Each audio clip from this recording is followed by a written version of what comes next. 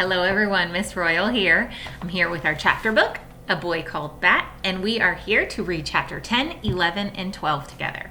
Are you ready? Let's get started. A very long day. Bat was right. It was a long day. The rain that had been threatening came, and after they ate lunch, the students pulled on rain gear to splash in puddles. Bat did not like to get wet. He didn't like it at all. It made his clothes feel sticky and icky and uncomfortable. Mr. Grayson knew that Bat didn't like to get wet. So even though the Saweet School philosophy said that students should go outside, rain or shine or snow, he asked Bat, "Would you like to spend recess helping me clean Baby Cake's enclosure?" "Yes," said Bat. Mr. Grayson got a trash bag and Bat scooped the old straw into it. Then they laid out a fresh batch of straw. It smelled like summertime and sunshine. Baby Cakes hopped over to the straw and sniffed it. "She looks happy," Mr. Grayson said. "She looks exactly the same as she always does," Bat answered. Mr. Grayson laughed. Grown-ups were always laughing at things that Bat didn't think were funny. But it didn't bother Bat very much when Mr. Grayson did it. Julio, a fourth grader who everyone said was a natural athlete, came into the classroom. "Mr. Grayson," he said, "Principal Martinez wants to know if you're still going to teach yoga." Sure, Mr. Grayson said. "Tell her I'm all ready to start." Then he said, "Julio, I think you've grown a foot since the last time I saw you." Julio shrugged. Not that much," he said, "but I've grown an inch since winter break." "I'm not surprised," Mr. Grayson said. "That was 3 months ago." Bat thought about time as he followed Mr. Grayson to the yoga room and as he sat on his mat in the butterfly pose. 3 months, he guessed, could be a little bit of time or a really long time, depending on who you were. For instance, a monarch butterfly born in the summer lives only about 6 weeks. So 4 months would feel like forever. But a monarch butterfly born in the winter might live for 8 months. So 4 months would be just half of its life. And if you were a boy with a skunk kit that you were only allowed to keep for 1 month, time would sure to pass much, much too quickly. Bat considered telling Mr. Grayson about the life cycle of the monarch butterfly, but the teacher was busy unlacing his orange high tops and getting ready to lead the group in yoga. He decided he would talk about monarch butterflies with Mr. Grayson later. Is Mr. Grayson putting on his shoes? Or taking them off? He's taking them off. But the right later never happened. After yoga, they went back to the 3rd grade room for reading circle. After reading circle, they worked on their volcano projects, which Bat had not been looking forward to. Groups of 4 had to work together to build a volcano. Mr. Grayson called it collaborative art. Bat did not like collaboration. He liked to do things himself. That way, if something didn't turn out the way he wanted it to, there was no one else to be mad at, and if he wanted to take it apart and start over, no one could tell him not to. But Mr. Grayson wouldn't let Bat be a group of 1. The problem was that no one else in the group seemed to care as much as Bat did. 3 times before 2:45, when class was finally over for the day, Bat's group said, "Mr. Grayson, Bat won't let us help." "I don't need help," Bat told Jenny when she complained for the 2nd time. "It's a group project," she said. "You have to let us help." Israel, who was in Bat's group, kept asking him all kinds of annoying questions like, "Hey Bat, do you think the lava is red enough? And Bat, can you pass me the paste?" Bat ignored the lava question. But about the paste, he said, "Glue works better than paste. The paste gets all weird and flaky when it's dried." "Okay," said Israel. "Pass me the glue then." "I'm using the glue," Bat said. Things would go much more smoothly, Bat thought, if the other kids would stop asking questions and inferring and just let him get on with the job. Interfering. Things would go much more smoothly, Bat thought, if the other kids would stop asking questions and interfering and just let him get on with the job. By the time Miss Kiko rang the end of the day bell from the hallway, Bat's left eye felt twitchy. All he wanted to do was climb into Mom's car and go home to his own room. But when he walked outside, he didn't see Mom's burgundy station wagon.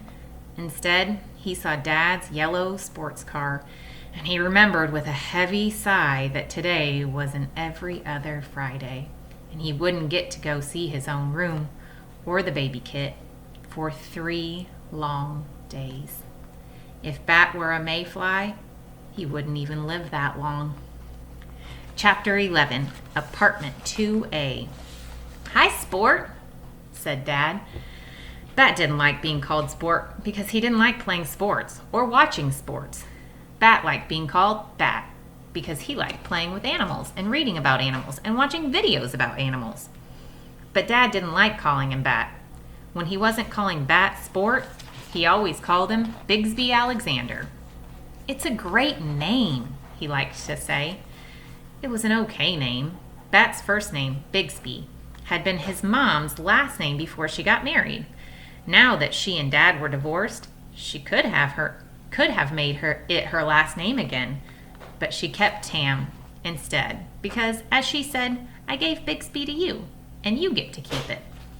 Bat's middle name, Alexander, was the same as his dad's middle name, and all 4 of them, Dad, Mom, Janie, and Bat, were Tams, even though they didn't all live together in one house. The rain had turned into a gentle mist, and Dad had his windshield wipers turned on to their very lowest setting.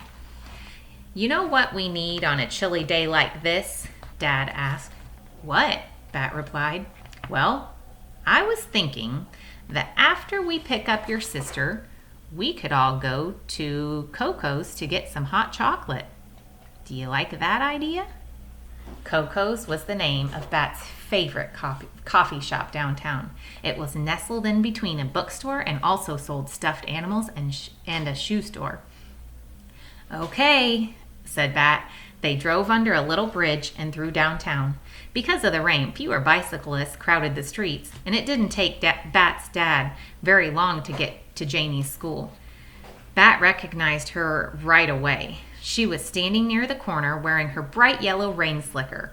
Bat admired the way she looked, like a shiny yellow sun.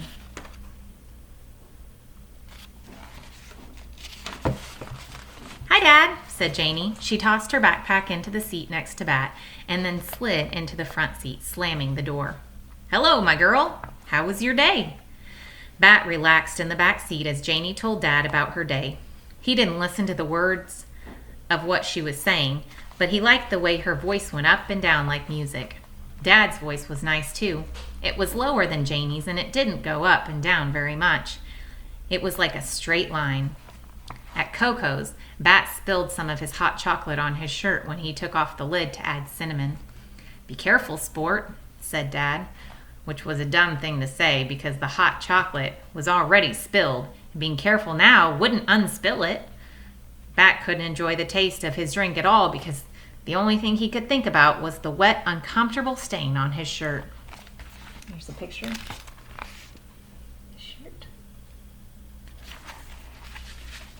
Dad's apartment was in a complex that had a pool and a workout room. Kids under 13 weren't allowed to use the workout equipment, which Bat thought was unfair. He really wanted to try the treadmill. The apartment was on the 2nd floor. There was an elevator, but Bat preferred to take the stairs. He liked them because there were 2 sets of 11 stairs, and 11 was his favorite number. One day, he would be 11, which felt like an exciting thing to be. At the top of the stairs, they turned right and walked around the corner. Then Dad unlocked the door to apartment 2A, and they went inside. "Home, sweet home," said Dad. It didn't feel like home, and it didn't smell sweet. "Smells like onions in here," Janie said, wrinkling her nose. "That's because the slow cooker made dinner for us," Dad said. "Chili." Bat didn't like chili. Dad knew he didn't like it. Bat didn't like mushy foods except for oatmeal with brown sugar. I don't like chili, Bat said. Maybe you'll like it tonight, Dad answered. I tried a new recipe. Unless the new recipe was for a chili that didn't include any chili, Bat would not like it. Bat sighed and shrugged off his backpack. It was going to be a long weekend. And that is chapter 11. We're on to chapter 12. Finally. On Monday afternoon, after Miss Kiko rang the bell, she walked outside as fast as she could without running. Running was not allowed in the school hallway. Bat couldn't wait to go home to his very own room. He couldn't wait to see the baby kit again. He had called Mom every day to ask about the kit, and she had called him each night to tell him a story before he went to sleep. But now, finally, he would get to see the kit and smell its fur and feed it with a dropper. And maybe Mom would even let him name the kit. He had thought all weekend about a good name, and he thought he finally had the perfect one. He couldn't wait to tell Mom. But Mom's burgundy station wagon wasn't in the line of waiting cars. Israel's mom was there in her tall blue van, and Jenny Pearson's grandmother was there in her little green bug. One by one, Bat watched his classmates climb into their cars. Blue cars, white cars, black cars, clean cars, and dirty cars. No Mom car. Suddenly, Bat felt a hand on his shoulder. It was a man's hand with 3 silver rings. Mr. Grayson's hand. Your mom must be running late, huh, Bat? Asked Mr. Grayson. Up close like this, Bat noticed a line of hard, short little hairs just sprouting above his teacher's upper lip. Was Mr. Grayson trying to grow a mustache? Mr. Grayson, Bat said, did you know that gorillas can catch human colds and other illnesses? Is that so? Said Mr. Grayson. It is, said Bat. Sometimes when Bat was nervous about something, like right now, when he was nervous about where his mother was and why she was late, he thought about interesting animal facts. Well, did you know, said Mr. Grayson, that if you lift a kangaroo's tail off the ground, it can't hop? Yes, said Bat. Doesn't everybody know that? Mr. Grayson laughed. The stubby little hairs above his lip bobbed up and down. Maybe so, he said. Bat considered whether he should tell Mr. Grayson that his mustache looked like a caterpillar. But just then, Mom pulled up in her burgundy wagon. She waved and honked her normal 3 friendly honks. There she is, said Mr. Grayson. I know, said Bat. I can see her. Mr. Grayson sighed and rubbed his finger along his upper lip. Okay, Bat, he said. Have a good afternoon. He waved at Bat's mom before walking away across the parking lot to his own car. It was a little orange coupe, usually dusty, but clean today because of the rain over the weekend. Bat opened the back door of the station wagon and climbed in, slipping out of his backpack before he shut the door. Hello, Bat, said Mom. Hello, said Bat. He buckled his seatbelt. You're late. I know, Mom said. I'm sorry. She turned around from the front seat to smile at him. I missed you, she said. Then she turned back around and started driving home. I missed you too, Bat said. Dad made chili and wouldn't let me watch the Animal Channel because there was a basketball game, and Janie was busy all weekend practicing that song for her stupid play. Janie loved to sing and dance and act, and she was getting ready to audition for the role of Alice in Alice in Wonderland, her school's spring play. Is she getting good at the audition song? Mom asked. I don't know, Bat said. How is the baby Kit? Is he at home? Yes, said Mom. I set up an enclosure for him in the living room. Like baby cakes enclosure? Not that big, Mom said. As they turned the corner onto the street, Plum Lane, Bat saw Janie up ahead on the sidewalk. He could tell it was her by the way her dark brown ponytail swung side to side. Her hair was thick and straight like a horse's tail, which was why Bat liked it, even though he would never tell Janie. And that is the end of chapter 12. I hope you guys like those 3 chapters, and we'll see you next time. Bye-bye.